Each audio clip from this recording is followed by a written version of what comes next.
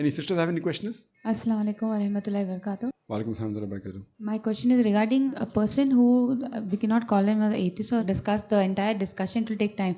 But the basic thing is we gave him certain scientific facts, certain logical facts, and in spite of that the person was not convinced, and everything got stuck where it comes to faith. So can't we really explain this concept of faith, or is it not possible for us to convince a non-Muslim regarding faith? Because there are many things for which even science does not have answers. So how do we go about? And also I would like to know that how do you keep yourself updated with the scientific innovations or maybe the inventions, new discoveries that are coming up? There are two questions that we have spoken to an atheist or a person, not atheist, but doesn't believe in Islam. We tried to convince him with scientific facts, archaeological facts. They agreed, but when it comes to faith, we can't answer. How do we convince faith and how to update ourselves with scientific facts? This time regarding faith is concerned, with scientific facts we can talk about faith. But how you go about it is the technique. Therefore, Quran says in Surah Nahl, chapter 16, verse 25, Udu ila sabili rabbika bil hikmah wal maw'izati hasana wajadhum billati hasan. Invite all the way of thy Lord with wisdom and beautiful preaching, and argue with them and reason with them in the ways that are best and most gracious. So with science, you can prove to them about faith. Now, how you have gone about it is a different technique. So therefore, you have to ask the person who knows. So depending what your discussion is, like faith. I have faith that this is the word of Allah subhanahu wa ta'ala. It's faith.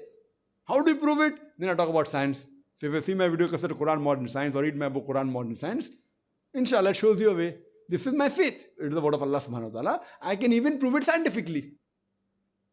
So sister, there are many things which you can prove scientifically if you have the knowledge of Quran and science.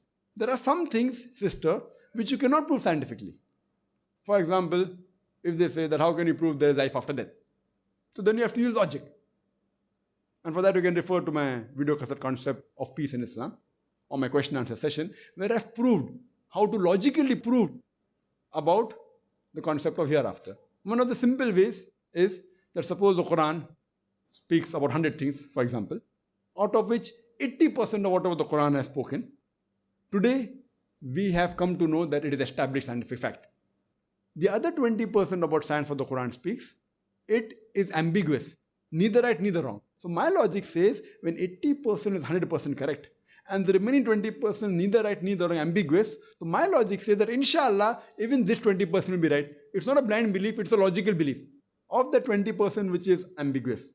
Science hasn't proved it right, neither wrong. For example, the existence of jinn, about angels, about hereafter. Science hasn't proved. Neither has science proved that it is wrong. So my logic says that inshallah even this will be right. So this is one way of proving. And the other way of proving is going to logical aspect, which if you see my video cassette, sister. So depends what faith you're talking about. Are you talking about faith in Quran? Are you talking faith in Allah? How to prove about Allah? If you see my video cassette, is the Quran God's word? So faith and different things. Faith in Allah, faith in the messengers, faith in the angels, faith in the hereafter. So sister, depending upon each faith, maybe the style how you convince differs. So if you see my video cassette, alhamdulillah, most of the major points of faith have been covered in my very different cassette, sister. And regarding the second question, that how can you update yourself with scientific knowledge, etc. Sister, have read the scientific journals and the books. So if you read the scientific books, there are several scientific books coming out every month, weekly, daily there are books coming out on science. Read that. Or, if time doesn't permit to read all, then you can read those books which are being written by Muslims on compatibility.